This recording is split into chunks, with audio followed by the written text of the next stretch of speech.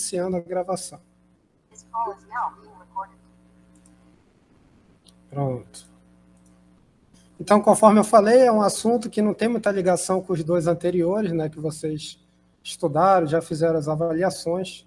Aliás, eu vou ver se eu consigo iniciar a corrigir as provas de vocês já semana que vem, para que a gente consiga, inclusive, já passar a nota, né, antes da terceira avaliação, que é a última, né, de termos de avaliação. No final, vocês terão apenas mais um trabalho aí, referente às unidades 5 e 6.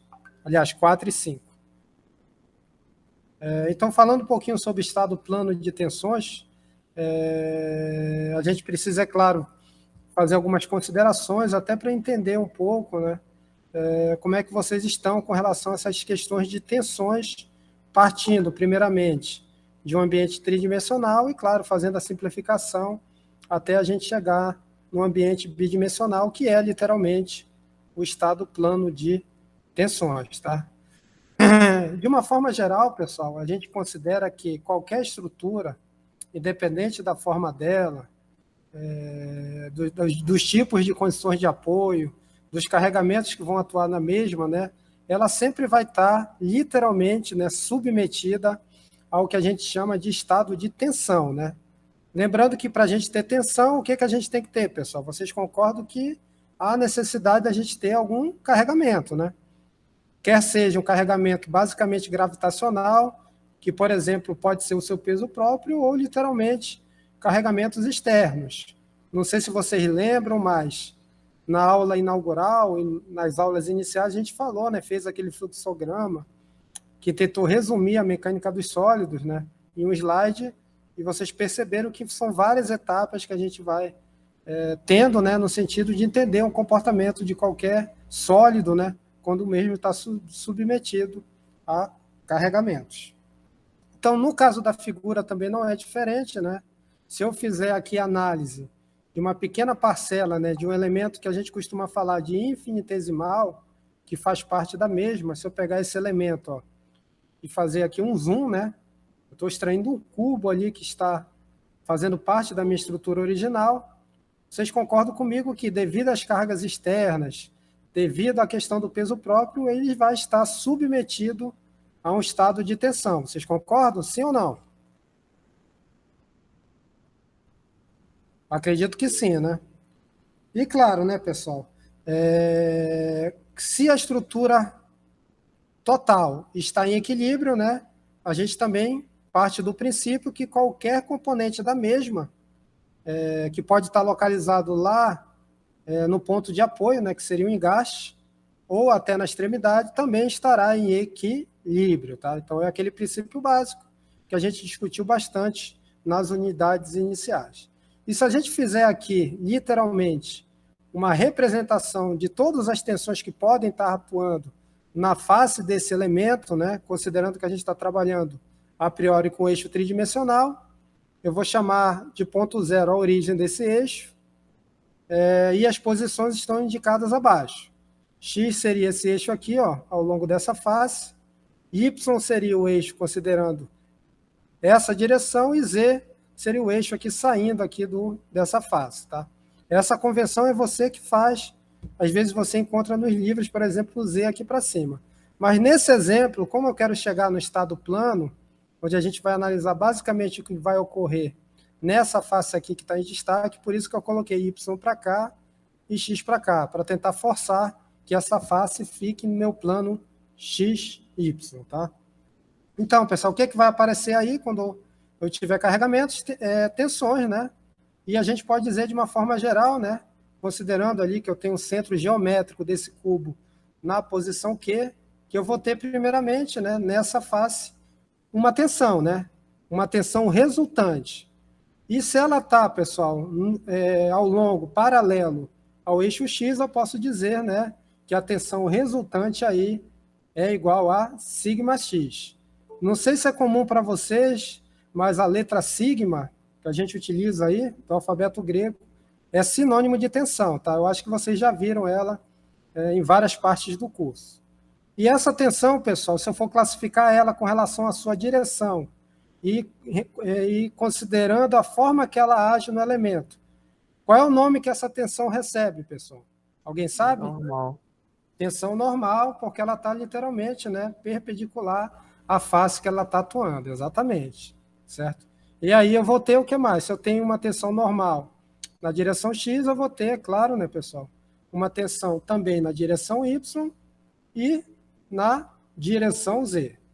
Só que só a tensão normal vai atuar nesse elemento, considerando que os carregamentos são os mais diversos possíveis. O que é que tem que aparecer aí também? O que é que vocês lembram lá de mecânica 2? Alguém se habilita? Tensão cisaliante. Exatamente, né? Além das tensões normais, né? Em cada plano, né, que eu estou representando como sendo a face dos elementos, né? Eu estou analisando 3 faces, eu vou ter tensões de cisalhamentos, cuja característica principal delas é que elas vão atuar no mesmo plano, né? Que eu estou visualizando aqui, ó. Eu estou considerando esse plano aqui, que seria Z e Y, né? Elas vão atuar nessas direções. E aí eu teria uma tensão que eu chamo de tal, justamente por ser cisalhante, né? XY, né? E teria também uma tensão tal XZ, ok? E a mesma coisa vai ocorrer nas outras faces que eu estou analisando. Lá em cima eu vou ter YZ e YX. E claro, aqui nessa face que está em destaque, né? Eu vou ter tal ZY e, claro, tal ZX. Isso daqui eu posso dizer de uma forma genérica que é literalmente o estado de tensões, considerando, né, pessoal, que eu tenho um elemento tridimensional. Ok? Vocês lembram isso de mecânica 2? Eu acredito que sim, né? Lembrando também, né, que nem sempre esse elemento ele vai estar assim, bonitinho, ortogonal.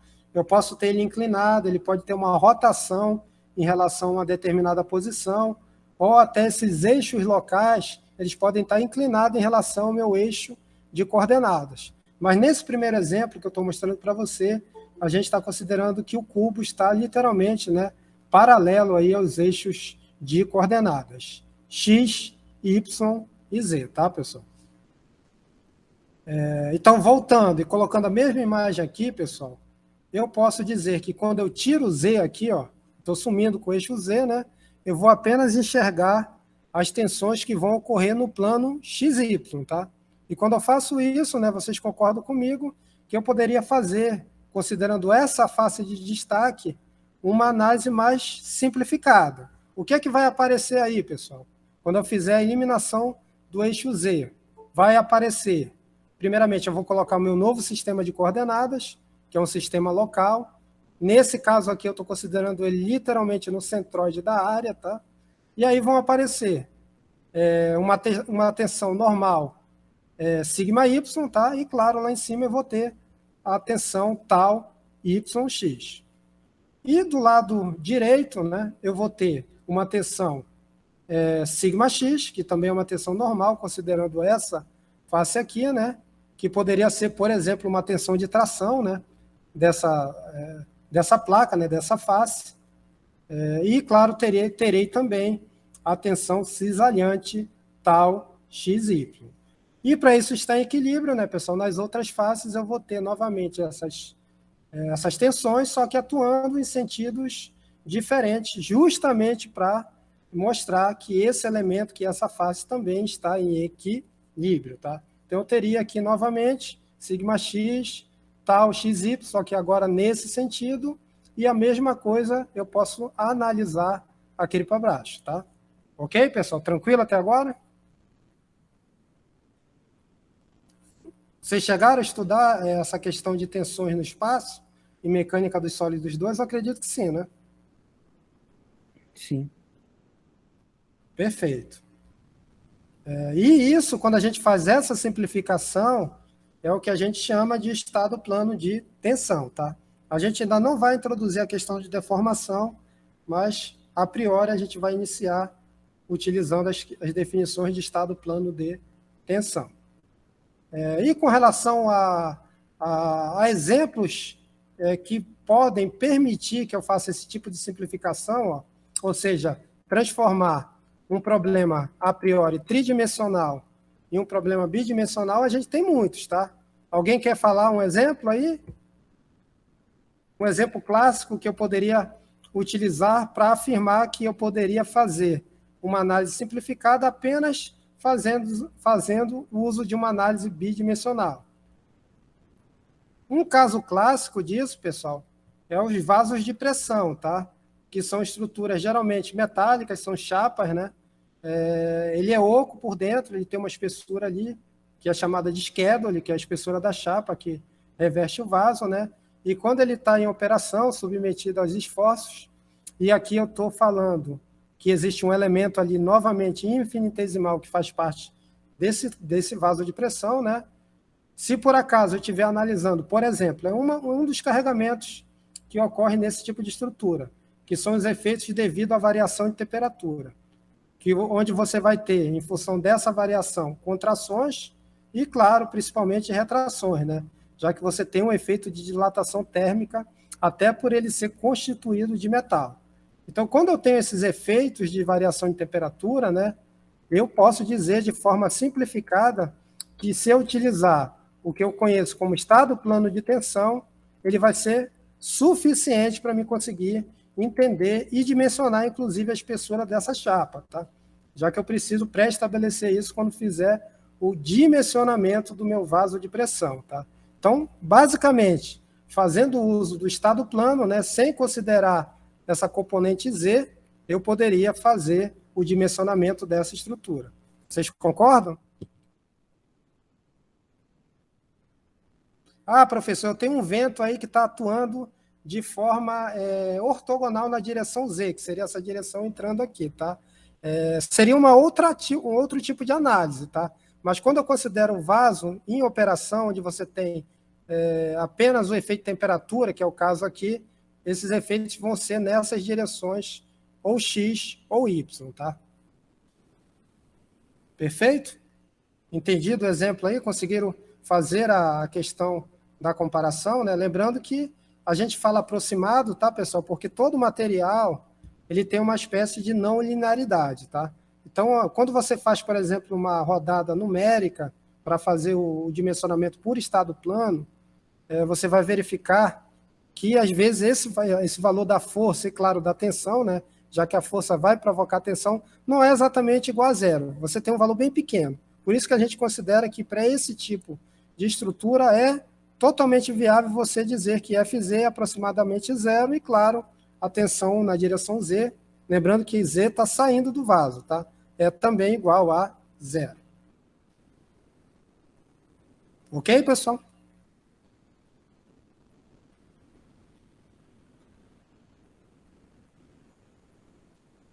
Perfeito. Tá? Outro exemplo também, isso daqui tem mais a ver com a engenharia, tá? Geralmente esses vasos de pressão não é o engenheiro civil que dimensiona, tá? Fica mais no escopo da engenharia mecânica, mas claro, né? As ferramentas que ele usa é nada mais daquelas que a gente também estuda no curso de engenharia civil, nessa parte de mecânica dos sólidos e mais na frente na parte de modelagem, tá?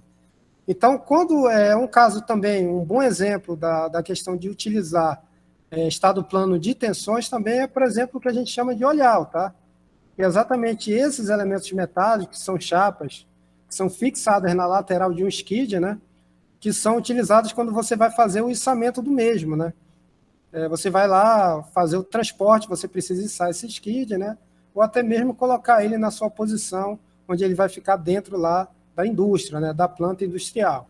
Então, quando eu faço análise disso, ó, e geralmente eu avalio o efeito do cabo, né? Que pode ser representado por essa força aqui, quando ele está puxando essa estrutura.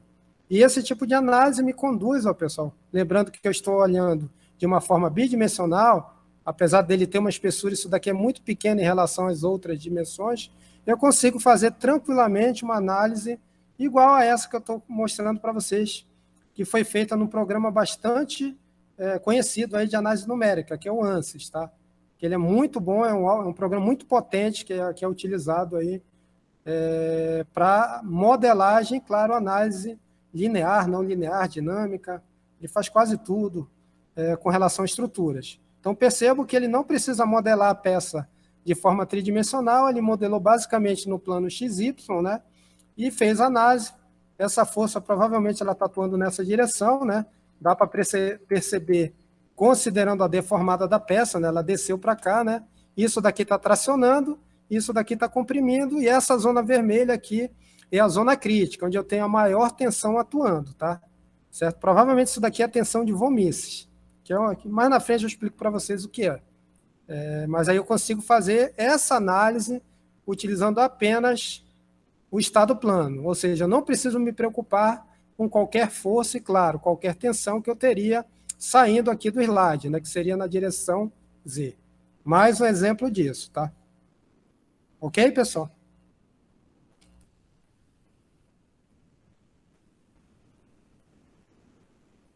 Alguém da turma já teve experiência com modelagem? Já fez um curso? Já viu algum vídeo?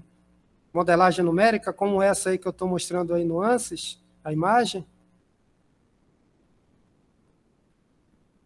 Ainda não, né? Tem uma disciplina no curso que vocês vão fazer basicamente na disciplina tudo isso, né?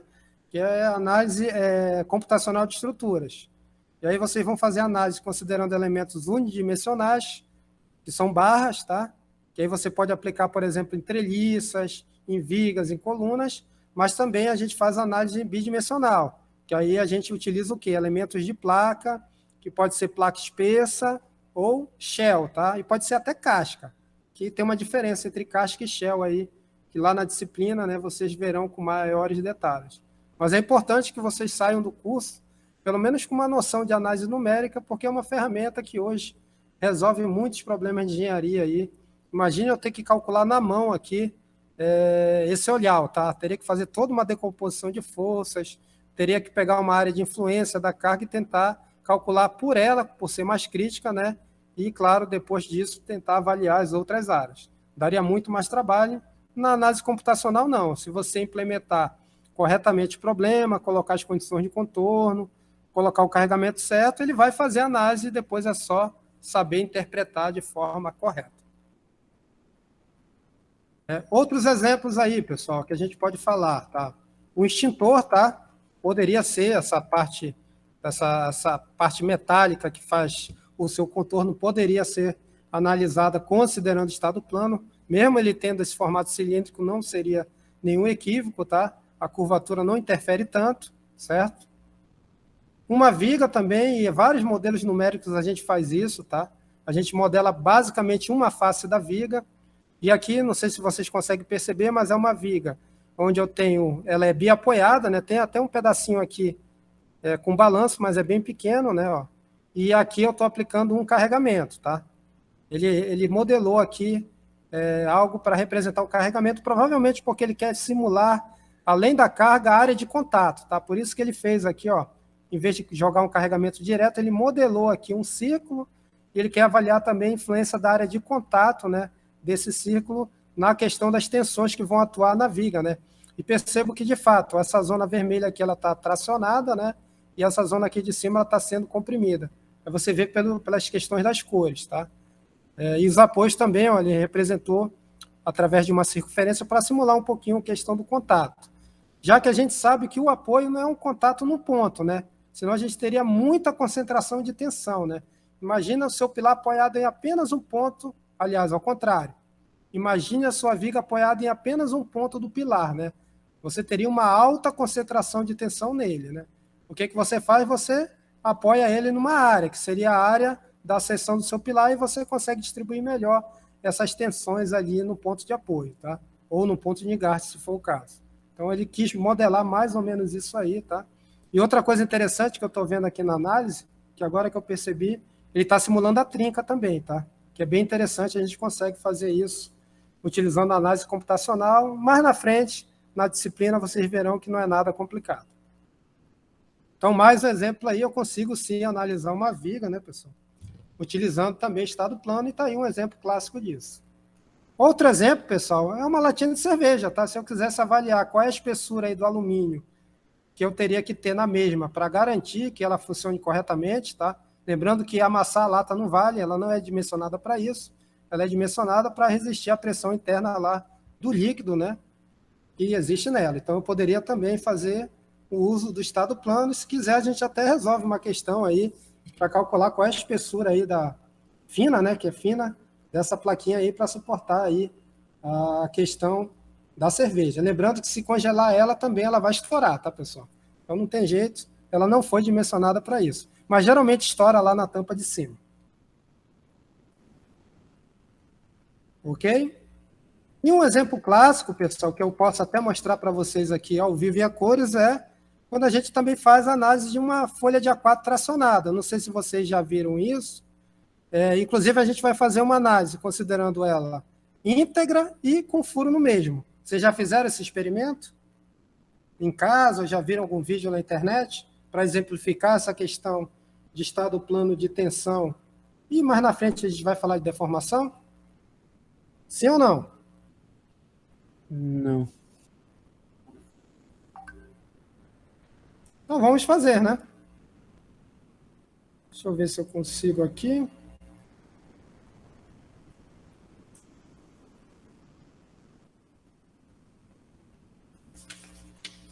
Estão conseguindo me ver aí? Está mais ou menos, né? Que a iluminação aqui não está tão boa, né?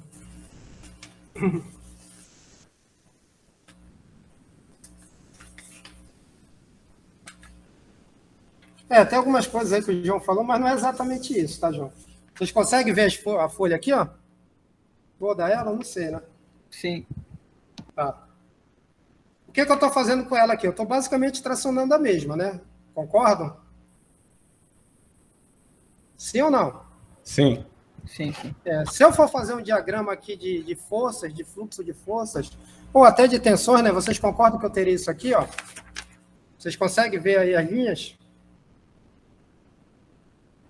Sim, sim. Sim, professor. Isso. E eu tentando puxar aqui, ó, eu não consigo de jeito nenhum romper ela, né, pessoal? Estou puxando aqui, nem com a mesma força que a gente faz lá no supino, a gente não consegue. Por que eu não consigo, pessoal? Romper essa folha com facilidade, mesmo ela sendo, ó, uma merreca. Por quê? Porque é muito mais fácil se eu quisesse cisalhar ela do que literalmente fazer um rompimento por tração. Alguém se habilita? Eu não sei. Vocês concordam que se eu fizer uma área aqui, ó, uma seção aqui, a área da seção transversal seria grande, né? Vocês concordam? Se eu fizesse aqui um risco aqui no meio? Sim, né? E vocês concordam que, como está aqui na imagem, ó, as fibras estão bem distribuídas. Então, quando eu puxo aqui, ó, eu tenho, além de uma área grande, né, uma distribuição bem uniforme das tensões. Então, ela consegue, por mais que seja fina, suportar de uma forma mais efetiva. Além do material também ter uma resistência à tração boa, tá? Ela, aqui dentro do papel, se a gente fizer uma análise microscópica, o que a gente não vai cansar de ver são fibras, tá, pessoal? Perfeito? Agora, imagine que eu quero fazer o seguinte, ó. Estou trocando aqui a folha inteira por uma folha onde eu fiz uma abertura na mesma, tá? Estão conseguindo visualizar? Sim. E aí fica fácil, ó. Quando eu fizer isso, ó, já era, tá, pessoal? Por que isso daqui ocorre? Lembrando que eu estou em estado plano, tá?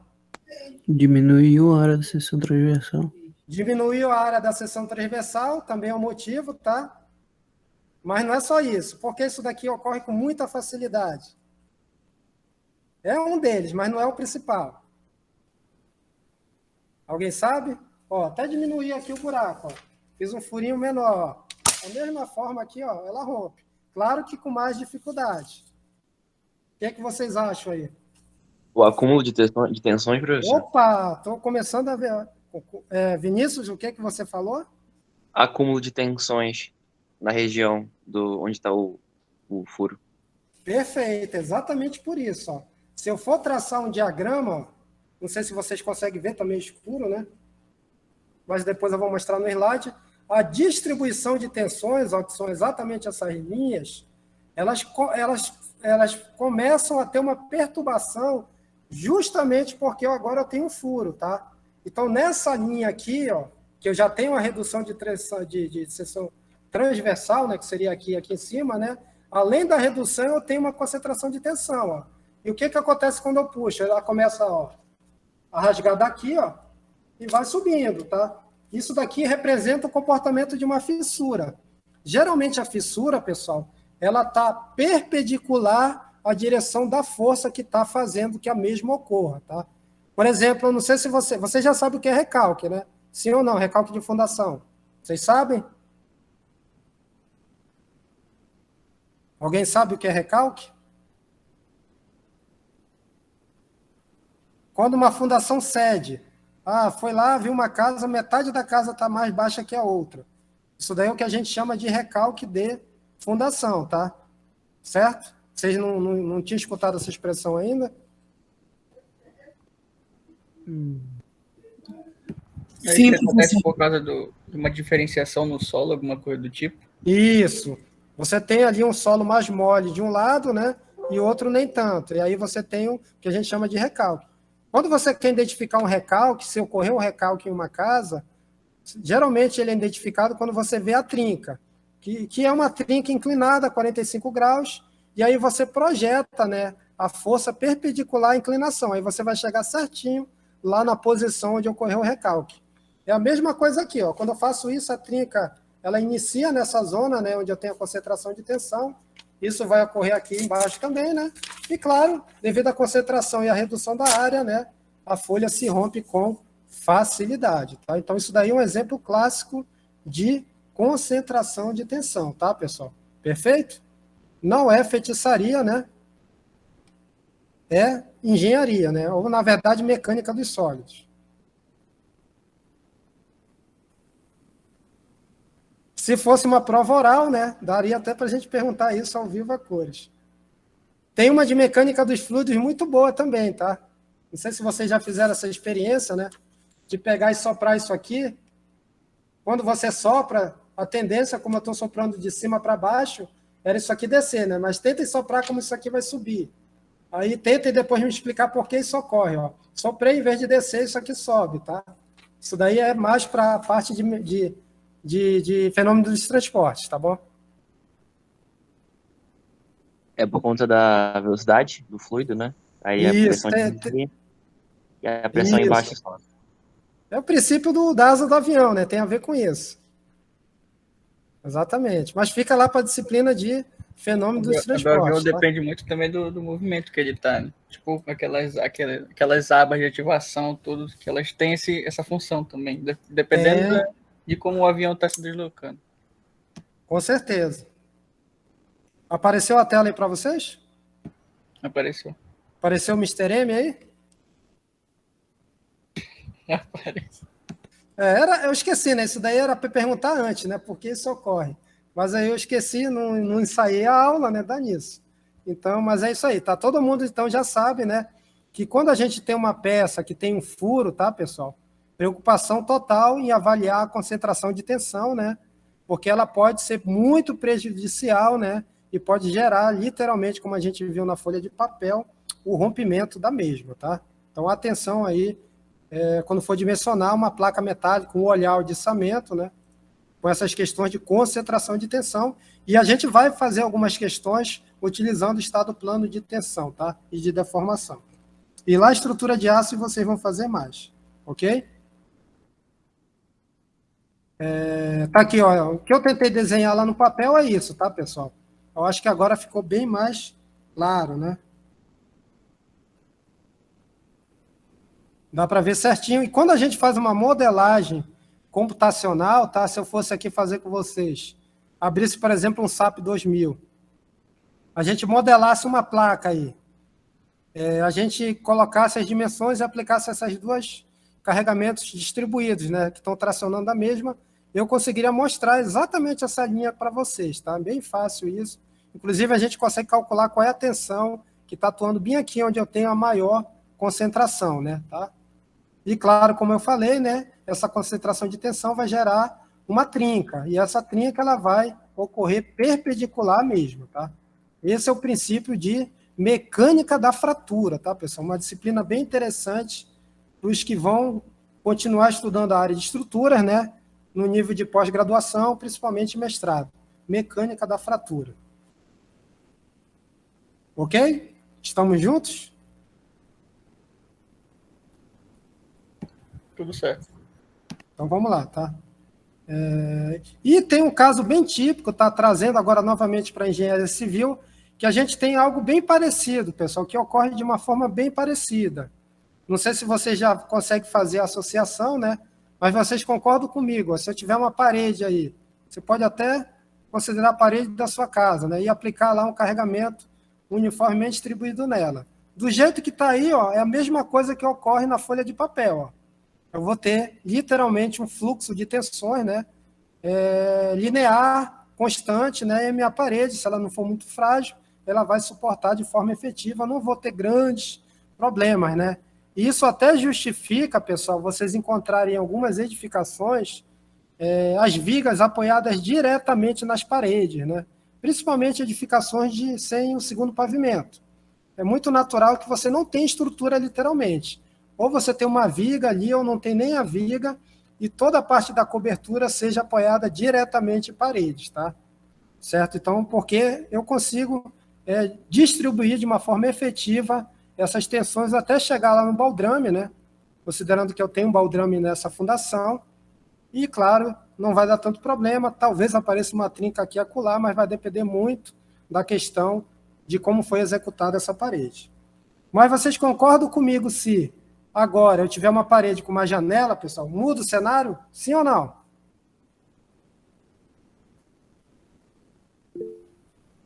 Sim.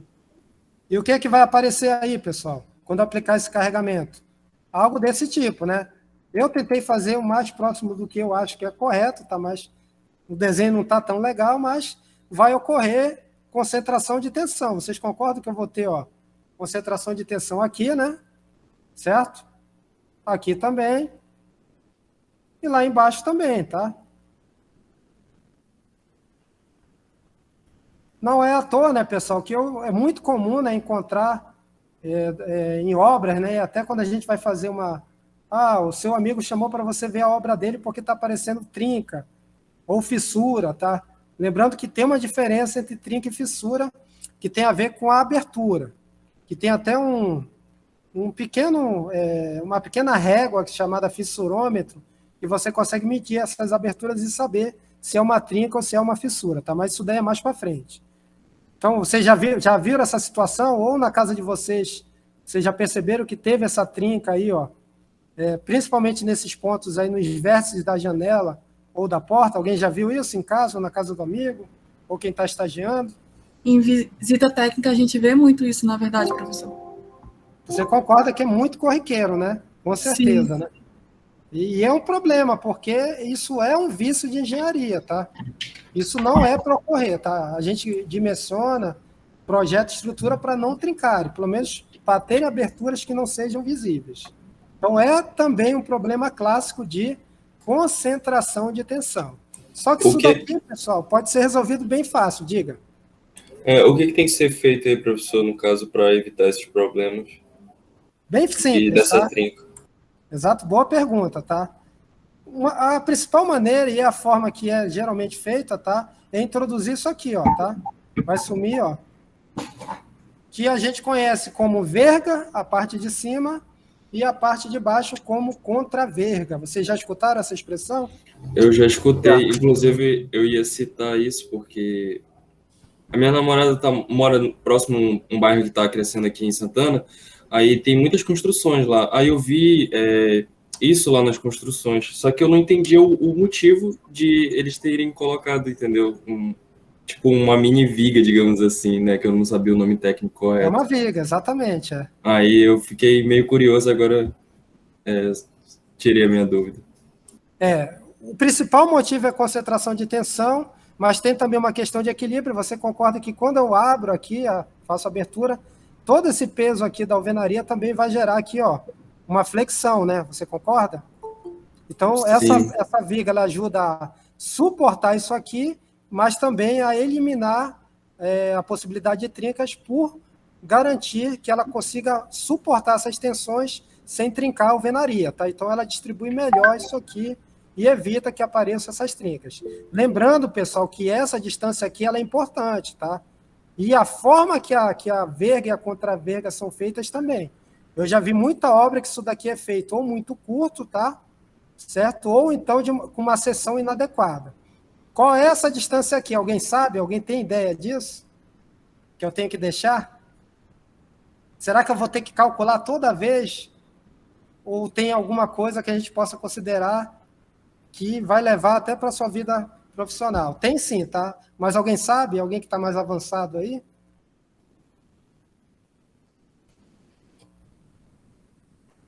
Será que eu vou falar vale um ponto? Não, né? Já tem muito ponto aí, né? Qual é o mínimo que eu tenho que deixar aqui, né? Que geralmente o mínimo é o que é adotado, tá? Alguém sabe? Não, né? Vou olhar aqui o chat. Mínimo o quê? Professor, repete aí. Isso aqui, ó. Estão vendo que a verga, ela passa um pouquinho aqui, não, um pouquinho não, né? Até razoavelmente. Ela vem para cá, né? E para cá, né? E igualmente a contra-verga, tá? Vocês têm ideia de quanto é essa distância no mínimo? Ó, profissionalmente, eu já fiz várias delas, já fiz até menor para ver se ia trincar e trincou, tá? No mínimo, tá, pessoal? Podem levar para sua vida profissional isso, e se trincar, pode me cobrar se ele fez tudo certo, que aí eu faço, eu revejo todos os meus conceitos, mas no mínimo 30 centímetros, tá?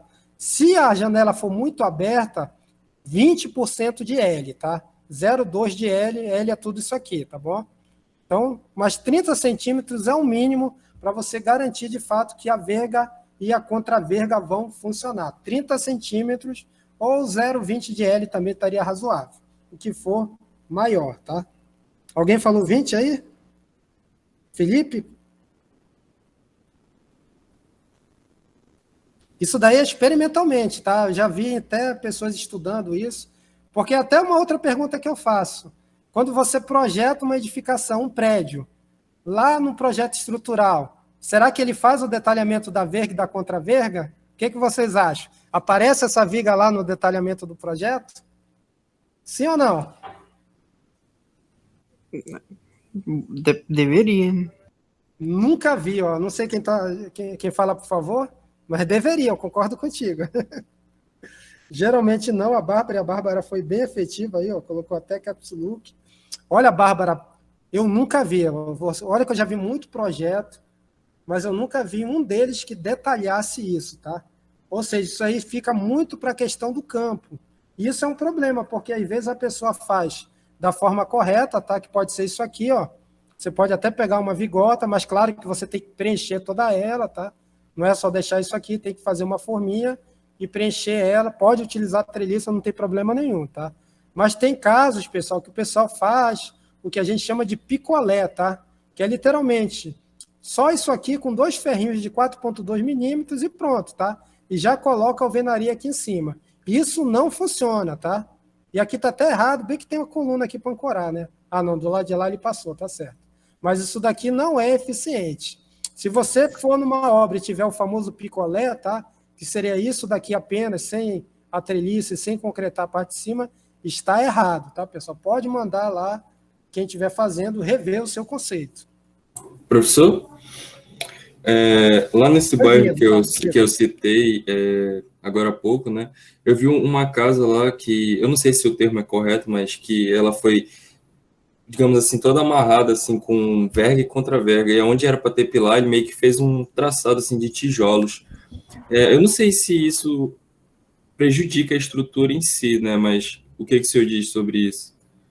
A questão de prejudicar ou não depende muito das características da edificação, tá? O que eu posso te dizer é que não é a maneira correta e nem convencional de você fazer uma estrutura, tá? Quando a gente fala estrutura, a gente fala de estruturas de concreto, estruturas de aço e estruturas de madeira, que são até as disciplinas que vocês estudam no curso. Qualquer outro tipo de material que seja utilizado para essa finalidade tem que ser estudado. E geralmente bloco cerâmico, né, que é esses tijolos que a gente encontra no mercado, não são fabricados para serem elementos estruturais. Até alguns blocos de concreto não são elementos estruturais, tá? Porque eles precisam ter algumas características de tensão de compressão, por exemplo, que satisfaçam para ele poderem ser estruturais. Então, eu acredito que nesse caso pode até funcionar, mas é algo que foi feito meio que ao acaso, tá? Para não falar, entre aspas, tá? Que foi uma gambiarra. Eu entendi. E quanto à treliça, ela tem um certo limite para ser utilizada como pilar ou ela não pode ser utilizada de forma alguma? Porque houve uma casa lá que ela foi todinha. Ela foi feita todinha. de treliça, os pilares dela quando ela estava sendo levantada. Eu fiquei, meu Deus do céu, eu nunca vi isso, mas tudo bem. Eu não recomendo, tá? Porque o que acontece? A treliça são 3 ferros longitudinais, né? Você concorda? Geralmente, né? Imagina que a zona que eu vou ter tração no pilar, a gente ainda vai estudar flambagem, mas o meu pilar ele pode ter tração tanto numa face como na outra. Se por acaso a zona de tração coincidir com a face onde eu tenho apenas uma armadura, tá? O que vai acontecer com esse pilar? Ele vai flambar, ele vai trincar e ele pode até colapsar, que é literalmente ele se acabar, né? Colapsar significa a estrutura não conseguir mais fazer o que ela tem de função estrutural. Então, eu não recomendo, não, justamente por a gente não ter uma simetria que garanta, né, que realmente aquele ferrinho ali ele vai ser suficiente. Seria, por exemplo, esse aqui de cima. Geralmente o pessoal faz muro e dá certo. Tá, mas também eu não recomendaria. O correto é fazer o mais trivial, que é 4 armaduras longitudinais com os estribos espaçados aí em função, claro, da tensão de cisalhamento, tá? Do esforço cortante, aliás. Perfeito? Vai certo, cair? professor. Não vai cair, tá? Provavelmente não. Mas, provavelmente, com pouco tempo, já vai começar a apresentar problemas, porque, volta a falar, estruturas a gente dimensiona considerando o momento atual, mas também o desempenho. E pela norma brasileira, sistemas estruturais têm que durar 50 anos, tá? E eu acho difícil, dependendo, claro, das características da edificação, né? Essa forma de projetar e de executar garantir esse desempenho mínimo, tá bom? Então, eu sou totalmente contrário. Eu mandei até uma foto depois lá no grupo, você dá uma olhada lá, a casa toda tá com os pilares só treliça. Eu fiquei curioso, eu vou olhar, hein? Vou olhar agora. Só um pavimento? Ó, já olhei aqui. Só treliça, né? Essa parte, vai ter alguma coisa em cima? Porque tem uma espera bem grande, né? Eu não sei dizer pro senhor, professor. Mas tá com cara, né? Sim. Porque deixou, senão ele não teria deixado tudo isso de treliça aí, né? Não sei, eu tô chutando, mas... Se torna ainda mais perigoso. Sim. Não vai cair, mas claro, isso daí não vai ficar legal, porque você vai ver que com pouco tempo vai perder desempenho, tá? Pode cair? Pode, mas vai depender muito das cargas que ele vai colocar em cima. Sim, entendi. Mas já está concretada a base do pilar, eu estou vendo aqui, né? Talvez depois ele precise reforçar, mas questão futura. Ok, pessoal? Então, todo mundo já sabe, entendeu a questão de estado plano, já vimos algumas aplicações, e essa daqui é bem interessante, né? Para a gente avaliar, é claro, né, que isso está presente, a questão de estado plano, e a gente tem algumas aplicações envolvendo ele, claro, a questão de concentração de tensão, a gente vai ver nos exemplos que é possível calcular essas tensões máximas e mínimas que vão atuar nesses pontos, que a gente vai ver nessa unidade, não a unidade 2 não, tá? A unidade 3. Professor? Pode falar.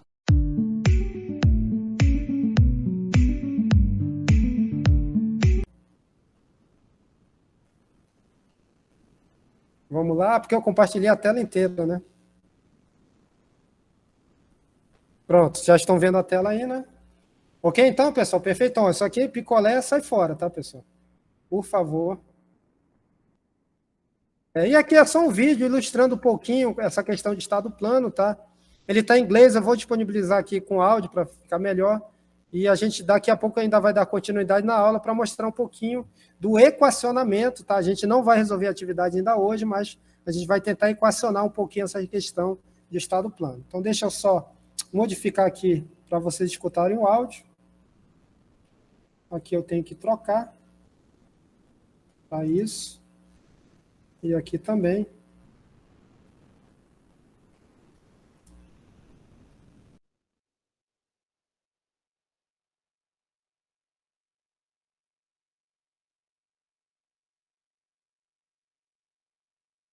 Analyzing solid mechanics problems in 3 dimensions can be really hard work, and it can get very complicated very fast.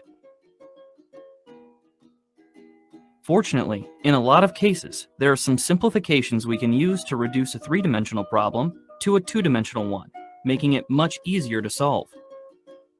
The two main simplifications which are frequently used in solid mechanics are the plane stress and plane strain conditions. In this video, we're going to take a look at plane stress. So what does plane stress mean? A component is said to be in a condition of plane stress when all the stresses acting on it are in the same plane. A surprising number of common engineering problems can be approximated to plane stress conditions. It is most relevant for the analysis of thin components. Let's take a look at an example. To determine whether we could model this perforated plate using plane stress assumptions, we need to see whether it is reasonable to assume that all stresses are acting in the same plane. All of the loads are applied in the same plane, the XY plane, so that's a good start. But having all loads acting in the same plane is not enough for the plane stress condition to be met, as we could still have stresses in the Z direction. This is where the thickness of the plate comes into it. We know that normal and shear stresses at a free surface are always zero. This means that the stresses on the top and bottom faces of the plate must be zero. And because this plate is very thin, there can't be much variation in stress through the plate's thickness, meaning that the stresses in the Z direction will be close to zero all the way through the plate. Because the only non-zero stresses are acting in the XY plane, a condition of plane stress applies. Of course, in reality, the stresses in the Z direction are unlikely to be exactly zero. Deciding whether a plane stress condition is applicable will always require a degree of engineering judgment. Why is the plane stress assumption useful? We can answer by taking a look at a stress element in our perforated plate.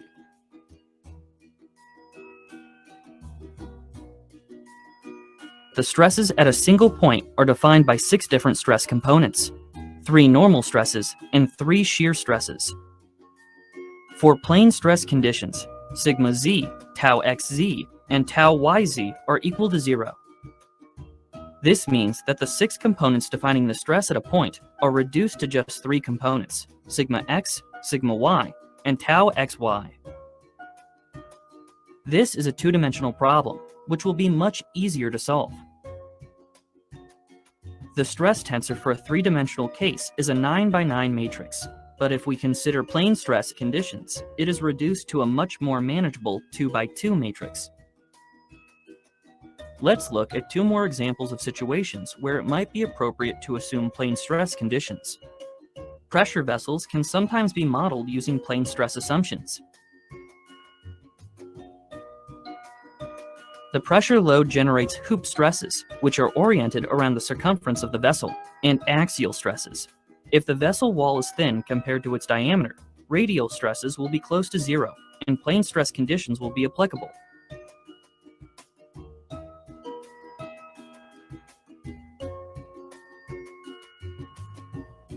The teeth of a spur gear can also sometimes be modeled using plane stress conditions, if the width of the gear is narrow enough. So, to summarize, plane stress is a simplification which can be used to turn a 3-dimensional solid mechanics problem into a simpler 2-dimensional one by assuming that the stresses in one direction are equal to 0. It is normally applicable for thin structures which are loaded in a single plane. Thanks for watching, and stay tuned for more engineering videos.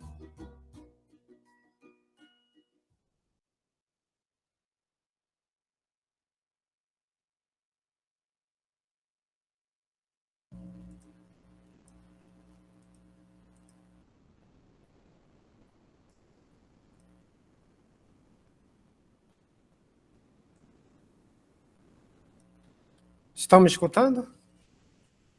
Sim, professor. E aí, conseguiram fazer a analogia com o que a gente falou com o vídeo, né? Percebo que a principal característica do estado plano, né, nada mais é do que você considerar que você não vai ter esse componente, né, ao longo do Z, né, e as forças vão estar atuando no mesmo plano da placa, né? E ele é muito aplicado justamente porque várias estruturas, e a gente até mostrou algumas anteriormente, né, elas trabalham dessa forma, né? É bem interessante que é uma simplificação, ele até mostrou de uma forma mais matricial, né? Ele utilizou uma matriz de tensão, mas é exatamente isso. Diga. Alguém ia falar?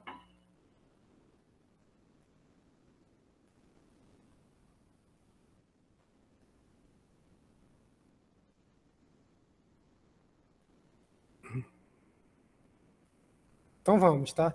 Então, ó, voltando novamente com o nosso cubinho lá, né? Agora já trabalhando com ele estado plano, né? Eu posso dizer, pessoal, que essa questão de estado plano ela vai servir tanto quando eu tiver os meus eixos principais ortogonais, mas também quando ocorrer uma rotação que a gente chama de corpo rígido, tá? Toda vez que a gente chama rotação de corpo rígido, é porque ela ocorre sem que ocorra deformação no meu sólido original, tá? Ele só girou. É eu pegar um dado, por exemplo, e girar. Isso é rotação de corpo rígido. Quando isso ocorre, considerando o plano XY, tá? Já que a gente está analisando apenas estado plano, Z não vai entrar, ó, eu também posso fazer o mesmo tipo de análise. Só que agora ela fica um pouco mais complicada, porque eu tenho que considerar um ângulo θ, que é referente à rotação que eu tenho, ó, do meu eixo X até meu eixo X', né? Ó, percebam θ aqui, e também do eixo Y até meu eixo Y', tá? Então, eu consigo também equacionar, né, essas questões de estado plano, considerando, né, que houve uma rotação. Então, a gente já vai tentar desenvolver essas equações, agora vai entrar a parte mais matemática da aula, tá? Considerando que a gente tem essa possibilidade de rotação. E, claro, quando o θ for igual a zero, a gente volta aqui para o estado original. Perfeito?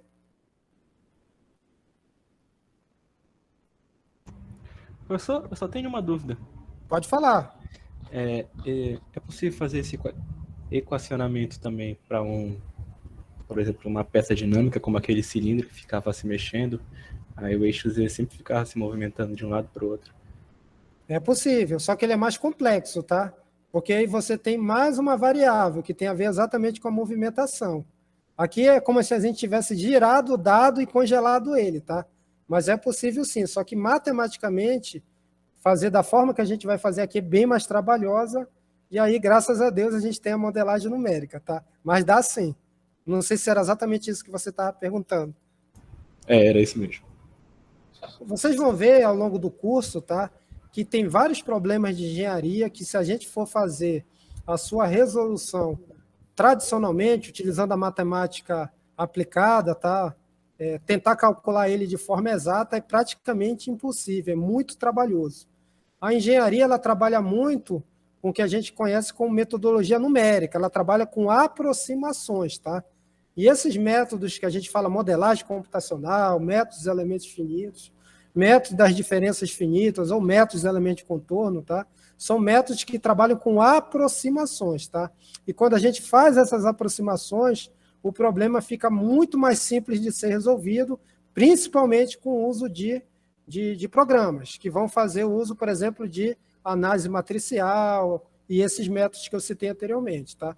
Então, eu posso dizer de uma forma efetiva que todos os programas de engenharia trabalham, tá, pessoal, com aproximações, só que são aproximações dentro de uma faixa de erro que é totalmente viável, tá? Ok?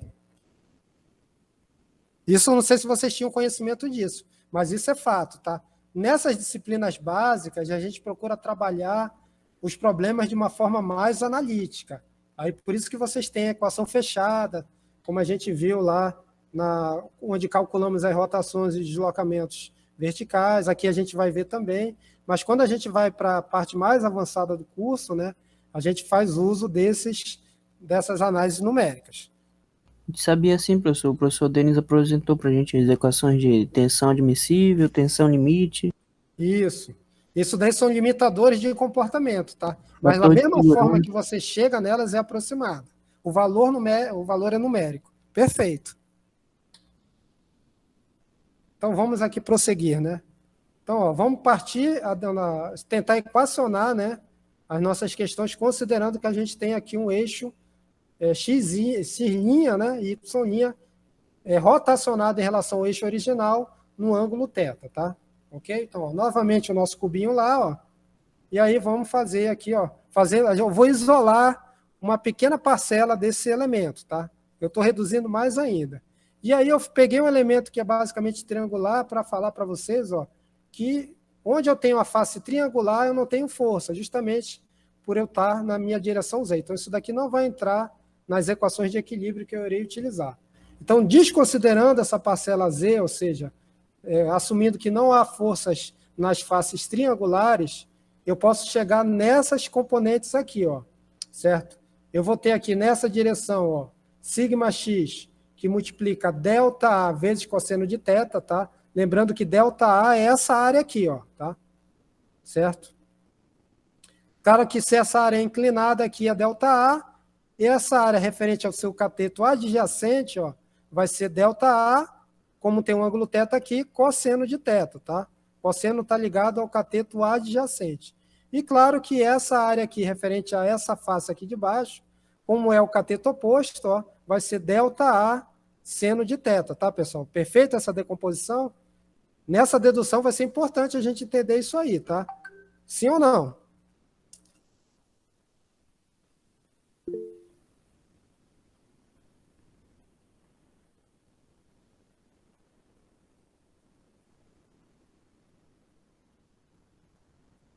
Ok? Alguém falou no chat?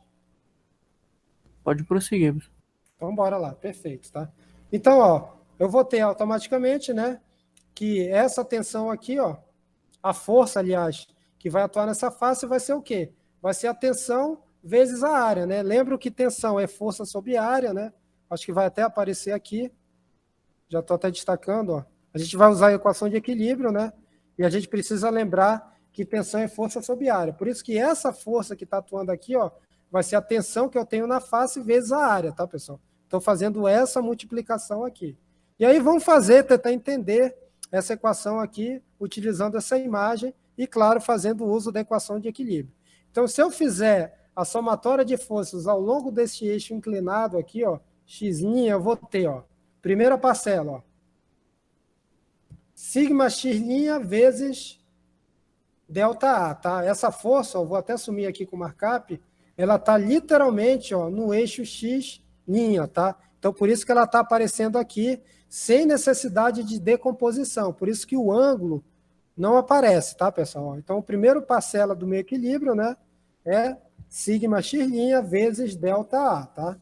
Certo? Ela é positiva porque está seguindo a mesma direção do meu eixo x', tá, pessoal? Perfeito?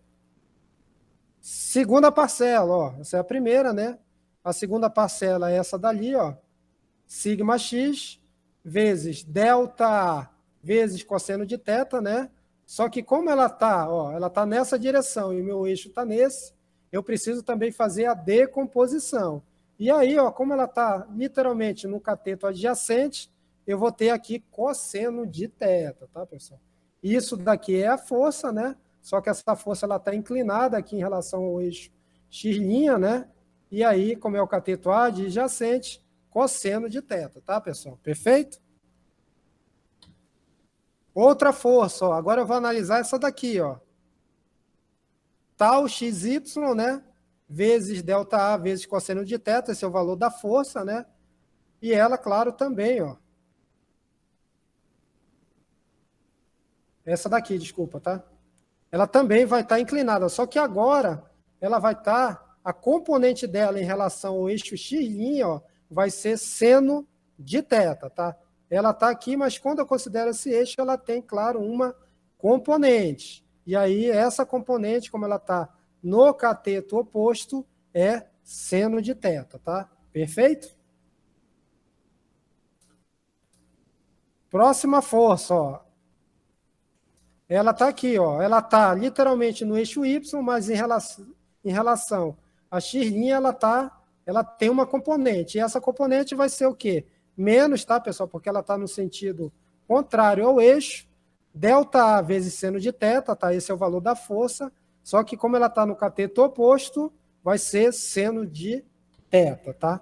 E por fim, eu vou ter a última parcela, ó. Menos tal xy, abre parêntese, delta A vezes seno de θ, né? Aí eu tenho a força e fazendo a decomposição dela em relação ao eixo x', eu vou ter, ó, agora está no cateto adjacente, cosseno de θ. E não tem nenhuma outra força que provoque, né, que esteja tendo uma componente na direção de x', tá? Então, somente essa, lembrando que tem uma força aqui, ó, mas ela não está no eixo x', ela está no eixo y', ela vai entrar apenas na somatória de forças FY'. Perfeito? Ok, pessoal? Com relação à somatória de forças em X, vamos agora fazer em Y. Mesma coisa, tá? Novamente, atenção, ó. Fazendo agora na direção Y, o esquema é similar. Ó. Eu vou ter aqui, ó, tal X', Y', ó, vezes ΔA, ela já está na direção do eixo, então não tem que decompor, não vai aparecer nada relacionado a θ, nem seno e nem cosseno. As outras sim, ó, σx vezes ΔA vezes cosseno de θ vezes seno de θ, é essa daqui, tá? Terei também menos, porque está no sentido oposto ao eixo y', a componente, ó, tal xy, que multiplica ΔA vezes cosseno de θ vezes novamente cosseno de θ, tá? Ela tá em relação ao eixo y', considerando o cateto adjacente. E lá embaixo eu vou ter menos σy, que multiplica ΔA vezes seno de θ vezes cosseno de θ.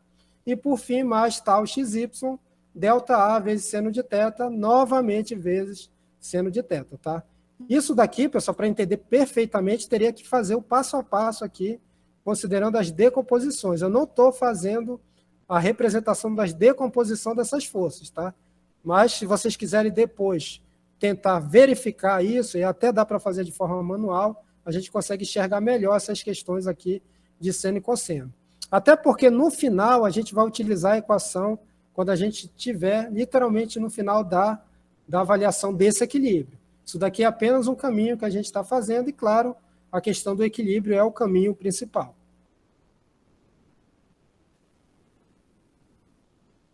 Faltou aqui representar as outras forças, agora já dá para ver. Então, já tem duas equações, tá, pessoal? Que foram obtidas através dos equilíbrios, nos eixos inclinados, né? E, claro, se eu fizer uma análise mais desse sistema, né, resolvendo a primeira equação em termos de y, x', ou seja, eu estou isolando esse termo para o lado esquerdo da igualdade, e fazendo a mesma coisa com tal x', y', eu consigo chegar nessa expressão, né?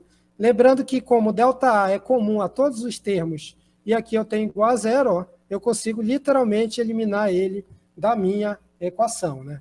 Então, eu posso dizer, ó, quando eu faço isolo tal x', eu vou ter exatamente essa primeira expressão, e da mesma forma, quando eu isolo tal, aliás, σx' e tal x', y', eu vou chegar nessa outra expressão, tá, pessoal? Aí é uma questão mais de álgebra para a gente realmente chegar nesses contextos.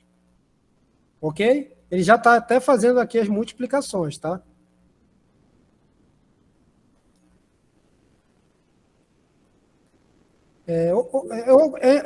Eu ainda consigo também, pessoal, melhorar essa questão. Eu peguei as mesmas expressões que eu tinha anteriormente, tá? Certo? Vou trabalhar com essa primeira aqui, ó. Eu posso fazer uso, aí tem que lembrar lá da trigonometria, tá? Que existem algumas relações trigonométricas que relacionam ângulo com seno e cosseno. Eu estou mostrando algumas delas aqui, ó. Conhecendo essas relações e fazendo uso delas nessa equação que está marcada, ó, eu consigo melhorar ainda mais a representação da mesma. Ó. Então, percebo que eu consigo representar σx' por essa expressão que está aí, tá?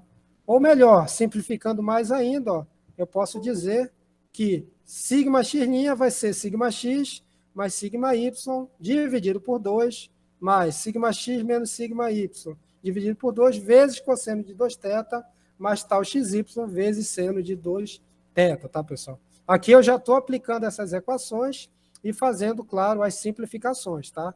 Ok? Álgebra, tá, pessoal? Tem que lembrar um pouquinho de álgebra, principalmente relacionado à trigonometria. Falta fazer para a equação de baixo, tá? Então, vamos fazer agora na sequência. Ó. Novamente, as mesmas relações trigonométricas. A gente consegue aplicar essas relações lá nessa expressão e conseguimos chegar de uma forma mais simplificada que tal x', faltou linha aqui, tá, pessoal? Não saiu. Vai ser igual a menos σx menos sigma y dividido por 2 vezes seno de 2θ mais sigma xy vezes cosseno de 2θ. Tá? Então, eu já tenho como calcular as tensões cisalhantes, que é esse caso, e as tensões normais na direção x, ó, conhecendo basicamente o ângulo, né, que eu tenho relacionando aos eixos, e, claro, as tensões na direção x e y. Tá? Então, já percebam que eu começo a melhorar o equacionamento dessa questão. E eu vou chamar até essa expressão de 7,6, e anterior, se eu não me enganei, eu chamei de 7,5. Tá? Ok. E também fazendo análise, considerando, né, a expressão para a tensão normal, que a gente ainda não expressou, mas eu consigo fazer isso, utilizando as equações anteriores, considerando que, quando eu substituir θ na equação 7,5, que é aquela primeira lá, de sigma x', pelo ângulo θ mais 90, ou seja, eu estou aqui, ó, θ é isso, e 90 graus seria esse aqui, ó. 90 é exatamente o ângulo entre x' e y'. θ mais 90 eu vou chegar exatamente aqui. Então, eu posso dizer, fazendo essa substituição, ó, que sigma y' vai ser igual a sigma x mais sigma y dividido por 2 menos sigma x menos sigma y dividido por 2 vezes cosseno de 2θ e, por fim, menos tal xy que multiplica seno de 2θ, tá, pessoal? Muita álgebra aí, mas a gente precisa mostrar, pelo menos de uma forma resumida, como é que a gente chega nessas expressões.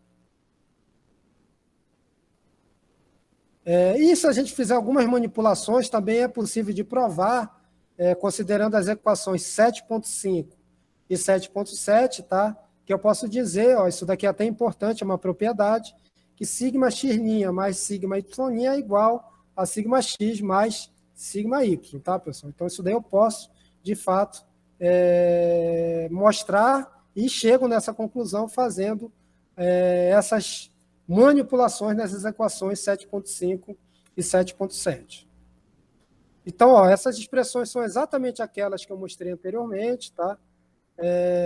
E é através dessas expressões que a gente vai, de alguma forma, conseguir representar isso de uma forma mais gráfica, que é conhecida como círculo de Mohr. Então, as equações 7,5 e 7,6, obtidas na seção anterior, são as equações paramétricas de uma circunferência, tá? Já já a gente vai mostrar isso. Na verdade, eu nem sei se é na aula de hoje, mas a gente vai mostrar que eu consigo representar um círculo utilizando no eixo vertical sigma x e no eixo horizontal tal x' y, tá?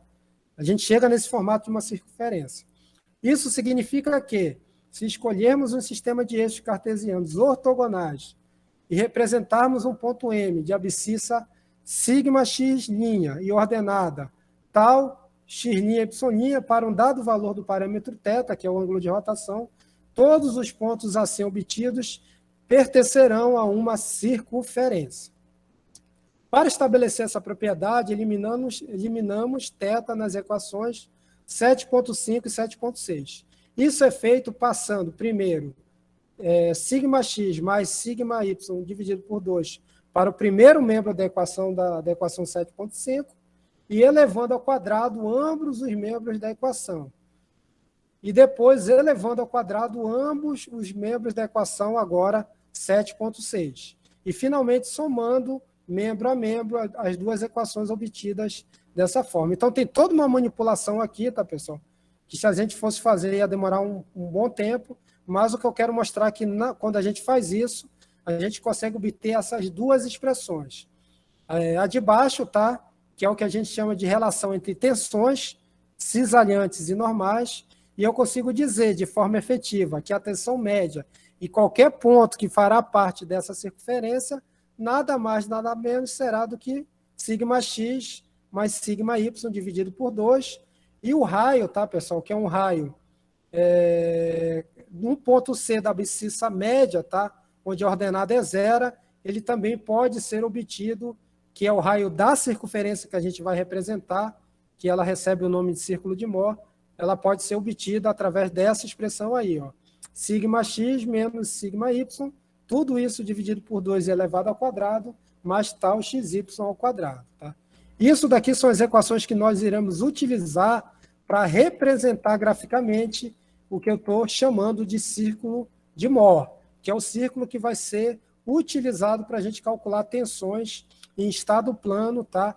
Considerando qualquer ponto ao longo de um sólido, ao longo de um elemento que tem essa possibilidade de ser analisado em estado plano. Tá? Essa representação a gente vai fazer na aula que vem, mas eu vou tentar fazer utilizando até o MathCAD, que eu acho que a gente consegue desenvolver essa circunferência. Eu ainda não fiz, mas eu acho que dá para a gente ter uma visualização mais geral de como isso daqui mexe à medida que eu tenho, por exemplo, né, modificações nessas tensões que estão presentes na equação. Tá? Uma parte mais álgebra, né, esse final da aula.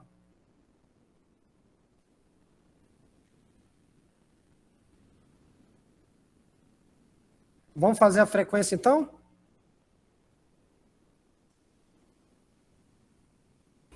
Vamos. Deixa eu habilitar aqui. A palavra-chave é presente, tá? Literalmente.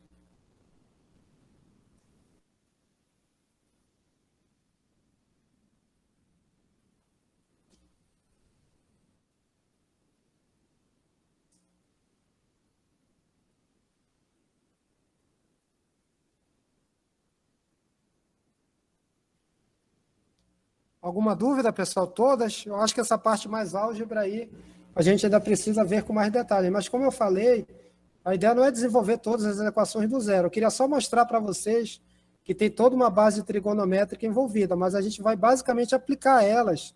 E a forma de aplicar é fazer a análise e principalmente a interpretação do círculo de Mohr. Tá? E na aula que vem a gente já vai literalmente aplicar isso. Primeiro eu vou fazer a representação gráfica, mas a gente já vai começar a aplicar isso em alguns exemplos, tá?